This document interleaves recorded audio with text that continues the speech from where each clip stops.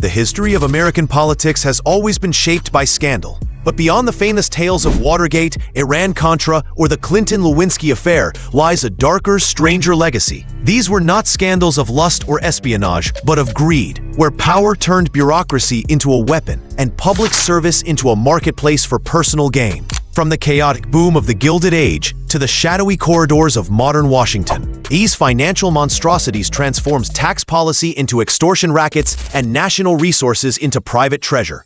Welcome to the top 10 strangest U.S. presidential scandals, where power and profit collide in the most unbelievable ways. At number 10, Whitewater controversy remains one of the most intricate and polarizing political scandals in modern U.S. history, symbolizing the nation's shift from simple 19th century corruption to the era of complex financial investigations. It all began in 1979 Arkansas, where then-Governor Bill Clinton and his wife Hillary joined forces with their close friends Jim and Susan McDougal to create the Whitewater Development Corporation, a land investment venture intended to sell vacation properties. What started as a failed real estate project, costing the Clintons nearly $46,000, soon spiraled into a national political storm. When Jim McDougal's Madison Guaranty Savings and Loan collapsed amid the broader S&L crisis, suspicions arose that the Clintons may have profited improperly or misused state influence. Once Bill Clinton entered the White House, relentless media coverage and political opposition weaponized the scandal, leading to years of congressional probes and an independent counsel investigation. Although neither Bill nor Hillary Clinton was ever charged, the controversy became a breeding ground for partisan warfare, resulting in the conviction of 12 other individuals, including the McDougals and Arkansas's subsequent governor. The saga perfectly showcased how complex financial ties, even without clear evidence of wrongdoing, could ignite a full-blown political firestorm, revealing the immense power of modern media-driven investigations to shape public opinion and political destiny. Coming in at number 9, the Salary Grab Act scandal. On the final day of the 42nd Congress, lawmakers secretly inserted a provision into a routine appropriations bill that boosted their own salaries by a staggering 50%. To make matters worse, the raise was retroactive for 2 years, instantly handing every member of Congress a massive lump sum payout funded directly by taxpayers. This audacious act, carried out under President Ulysses S. Grant's already scandal-ridden administration, ignited instant nationwide outrage.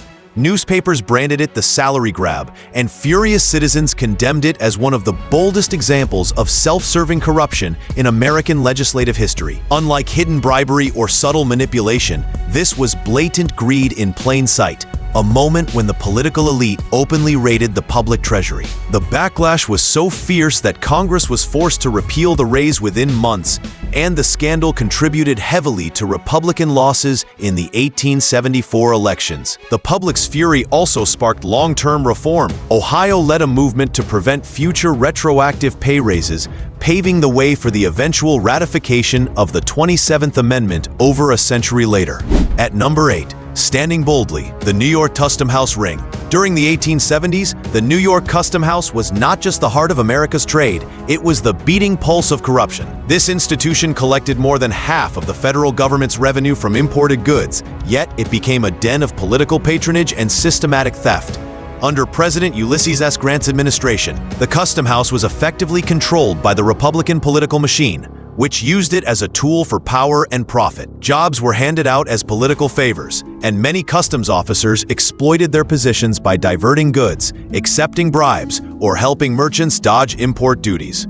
What made the scandal particularly strange was the appointment of Chester A. Arthur himself, a loyal product of the patronage system, to clean up the very corruption he benefited from.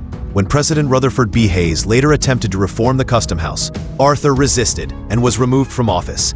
Ironically, after succeeding President James A. Garfield following his assassination, Arthur underwent a dramatic transformation, becoming an unexpected advocate for civil service reform. The New York Custom House ring thus became a crucible of political hypocrisy, greed, and eventual redemption. It exposed how deeply the spoils system had infected every level of government and highlighted the need for structural change. At number 7, we're exposing the Sanborn moiety extortion. In the early 1870s, America's tax system was still rooted in archaic practices that allowed private citizens, known as moiety agents, to collect delinquent taxes on behalf of the Treasury in exchange for an enormous 50% commission. In 1872, Secretary of the Treasury William A. Richardson appointed former Union General John B. Sanborn as one of these special agents. Sanborn, recognizing the immense profit potential, exploited the loophole to extraordinary effect. He began targeting corporations and individuals, fabricating tax delinquencies, and even attaching his name to cases already under investigation. Armed with the authority of the U.S. Treasury, he coerced companies into paying settlements, collecting over $400,000, of which he personally pocketed $213,000. When the scandal broke, the public was horrified by how deeply the corruption had been institutionalized. Richardson claimed ignorance, but the damage was done. He resigned in disgrace. Sanborn's eventual acquittal only deepened public outrage, as he had technically acted within legal bounds. This bizarre outcome exposed how the law itself had become a tool for extortion. President Grant, under pressure, signed the Anti-Moiety Acts in 1874, permanently abolishing the predatory system. At number 6, the Star Route postal ring was one of the most elaborate and long-running frauds in U.S. government history, spanning multiple presidencies and exposing how deeply political patronage had corrupted public institutions. The Star Routes referred to mail delivery lines in remote regions across the West and South contracts that were supposed to ensure communication in frontier America. However, these contracts became the epicenter of an intricate web of fraud. Contractors, brokers, and postal officials formed a ring that manipulated the bidding process through straw bids, fake low offers followed by inflated ones. By engineering defaults and leveraging political influence, they secured contracts at astronomical prices and continuously expanded their profits by claiming population growth or increased delivery needs. Millions were siphoned from the federal treasury in this postal plunder. The scheme began under Grant's administration, flourished under Hayes, and persisted until President Garfield's assassination in 1881 forced Chester A. Arthur to act. Arthur, ironically a former beneficiary of patronage politics, spearheaded investigations that exposed the corruption. But despite overwhelming evidence, most conspirators were acquitted in 2 high-profile trials. The public's disgust over this miscarriage of justice fueled a national demand for reform. Outrage over the Star Route fiasco became a major driving force behind the Pendleton Civil Service Reform Act of 1883, which finally began dismantling the spoils system. At number 5, we're uncovering Secretary Belknap's Indian ring. Serving under President Ulysses S. Grant, Belknap lived a life of luxury far beyond his modest $8,000 annual salary, hosting opulent parties in Washington while his wealth mysteriously grew. The source of his fortune was the sale of trading post appointments positions that granted private control over the supply of goods to soldiers and Native American reservations on the western frontier. In 1870, Belknap approved a deal where a businessman named Caleb Marsh managed the Fort Sill post, funneling thousands in quarterly kickbacks to the secretary. Over 5 years, Belknap amassed more than $20,000 from this secret arrangement, enriching himself at the expense of both the military and indigenous communities. When Congress uncovered the scheme in 1876, Belknap's downfall was swift and theatrical. Moments before his impeachment vote, he burst into the White House in tears and resigned, hoping to evade trial. Yet the House impeached him anyway, accusing him of basely prostituting his high office for private gain. The Senate's subsequent failure to convict, citing lack of jurisdiction over a resigned official, set a historic precedent in impeachment law. Even darker were reports that Belknap's corruption may have compromised army supplies, leaving U.S. troops under-equipped while better weapons reached native forces, potentially influencing the catastrophic defeat at the Battle of the Little Bighorn.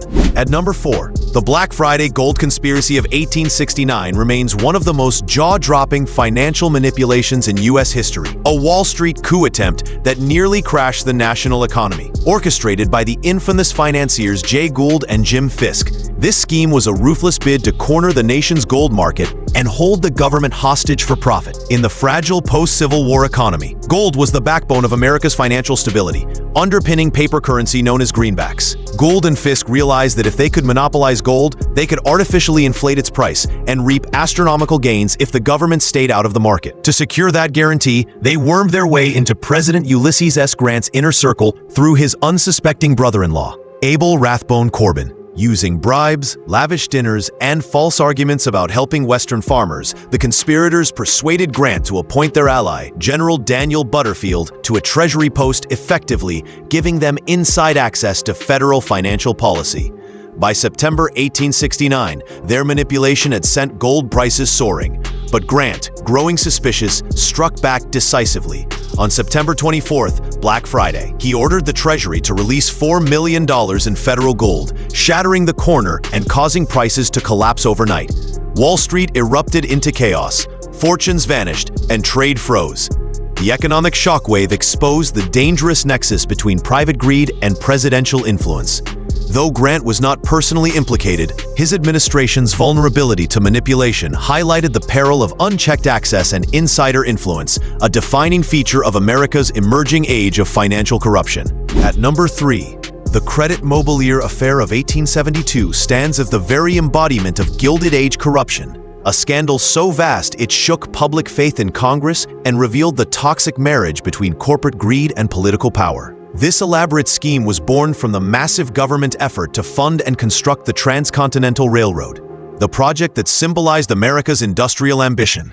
Executives of the Union Pacific Railroad, led by Thomas Durant, secretly created a shadow company called Crédit Mobilier of America to handle construction. On paper, Crédit Mobilier was a legitimate contractor. In reality, it was a shell company designed to massively overcharge the federal government. The company billed Union Pacific nearly twice the actual construction cost, $94 million for work worth roughly $50 million, then funneled the surplus into the pockets of insiders. To keep Congress quiet and ensure a steady flow of subsidies, the conspirators distributed shares of Crédit Mobilier stock at heavy discounts to key lawmakers, senators, and even the sitting vice president, Schuyler Colfax. When the scandal broke just before the 1872 election, the political shock was seismic. Colfax's career was destroyed, future President James A. Garfield was tarnished, and public outrage exploded. The affair revealed how deeply industry had penetrated government and how congressional oversight had been bought off by corporate money. At number 2, the whiskey ring was a sprawling criminal syndicate that turned America's liquor tax system into a personal cash machine for politicians and distillers. Operating primarily in St. Louis but spreading across the Midwest, the ring represented the pinnacle of Gilded Age corruption, an organized theft ring run from inside the federal government itself. Distillers conspired with Treasury agents to underreport whiskey production, bribing officials to falsify records and pocket the unpaid excise taxes. For every gallon of whiskey sold, 70 cents of tax revenue vanished into private hands. Over time, millions of dollars were stolen from the U.S. Treasury, with a portion of the illicit profits funneled into Republican campaign funds to secure electoral dominance. Yet the investigation struck dangerously close to the White House. Grant's personal secretary, Orville Babcock, was accused of coordinating the cover-up. Telegrams surfaced linking him directly to the ring's leaders. In an act of damaging loyalty, President Grant personally testified in Babcock's defense, the only sitting president ever to do so, leading to Babcock's acquittal, but destroying Grant's credibility. The whiskey ring exposed not just financial theft, but moral decay within the nation's leadership. It revealed a government willing to protect criminals in its own ranks and proved that corruption was no longer the act of individuals. It was the bloodstream of the political system itself. At number 1, we're uncovering the legend, the Teapot Dome scandal. In the early 1920s, under President Warren G. Harding's administration, Secretary of the Interior Albert Bacon Fall engineered one of the most brazen acts of political theft in U.S. history. The scandal revolved around 2 naval oil reserves, Elk Hills in California and Teapot Dome in Wyoming. These reserves were meant to safeguard the nation's energy for military use, but Fall quietly convinced the Navy to transfer control to his department. Once in charge, he secretly leased the fields to oil magnates Harry F. Sinclair and Edward L. Doheny, without competitive bidding, essentially handing over national assets for personal gain. In return, Fall received more than $400,000 in cash, loans, and gifts, including a $100,000 bribe disguised as a no-interest loan. When journalists and investigators uncovered his sudden wealth, he had paid off debts, bought livestock, and renovated his ranch. The truth unraveled. The Senate's investigation exposed an extraordinary web of bribery and deceit, marking the first time in history a U.S. cabinet member was convicted of a felony committed in office. Fall served 9 months in prison, forever etching his name into infamy. The Teapot Dome scandal devastated Harding's legacy and led to sweeping reforms in government transparency, including Congress's new power to subpoena financial records. These 10 scandals expose a far more dangerous enemy than any foreign power: the quiet, systemic rot of greed that ate away at the very foundations of American democracy. From the chaos of the Grant years to the seismic shock of Teapot Dome, each scandal pushed the nation closer to real reform, forcing the creation of oversight laws and the birth of the modern civil service system. If you found this deep dive into America's strangest political scandals fascinating, don't forget to like, comment, and subscribe for more revealing journeys through the hidden history of power and corruption. Thanks for watching.